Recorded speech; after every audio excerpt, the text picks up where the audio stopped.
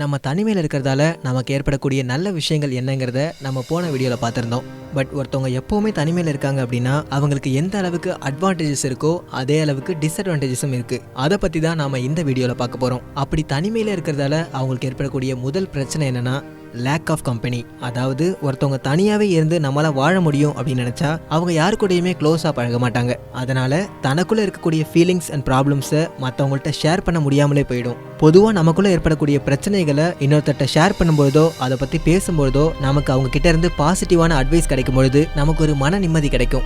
இந்த பாசிட்டிவ் அட்வைஸால் அந்த பிரச்சனையை பற்றின டென்ஷன் நமக்கு பாதியாக குறையிறதுக்கான வாய்ப்புகள் அதிகமாகவே இருக்குது. இதுக்கடுத்து போரிங் லைஃப். அதாவது நம்ம லைஃப்பில் பெரும்பாலுமான நேரத்தை நம்ம தனியாகவே கழிச்சுக்கிட்டு வரோம் அப்படின்னா கண்டிப்பாக நம்ம லைஃப் நமக்கு இன்ட்ரெஸ்டிங்காக இருக்காது. ஃபார் எக்ஸாம்பிள், ஒரே இடத்துல நாம் மோஸ்ட்லி தனியாகவே இருக்கோம் அப்படின்னா லைஃப்பில் அடுத்து என்ன நடக்க போகுதுன்ற எக்ஸைட்மெண்ட்டை நம்மளால் ஃபீல் பண்ண முடியாத நிலைமை ஏற்படக்கூட வாய்ப்பு இருக்குது.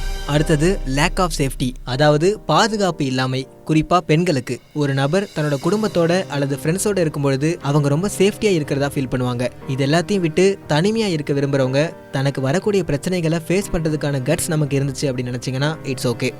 அடுத்து நோ ஒன் டு ஹெல்ப். தனக்கு யாரும் வேணாம்னு நினச்சி தனிமையை தேடி போகிறவங்களுக்கு தனக்கு வர பிரச்சனையை சமாளிக்க கூட யாரும் இல்லாத சுச்சுவேஷனுக்கு தள்ளப்படுறாங்க. ஸோ ஒரு டிஃபிகல்ட்டான இல்லை ஒரு கிரிட்டிக்கலான சுச்சுவேஷனில் கூட நமக்கு ஹெல்ப் பண்ண யாருமே இல்லை அப்படின்னா அது ரொம்ப கஷ்டமான ஒரு விஷயம்தான்.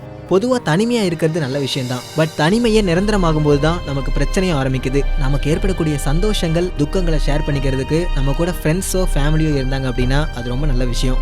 அது மட்டும் இல்லாமல் நீங்கள் தனிமையில் இருக்கும்போது எடுக்கக்கூடிய தவறான முடிவுகள் பெரிய விபரீதத்தை கூட ஏற்படுத்தலான்றதை நாம் எப்பவுமே மனசுல வச்சுக்கணும்.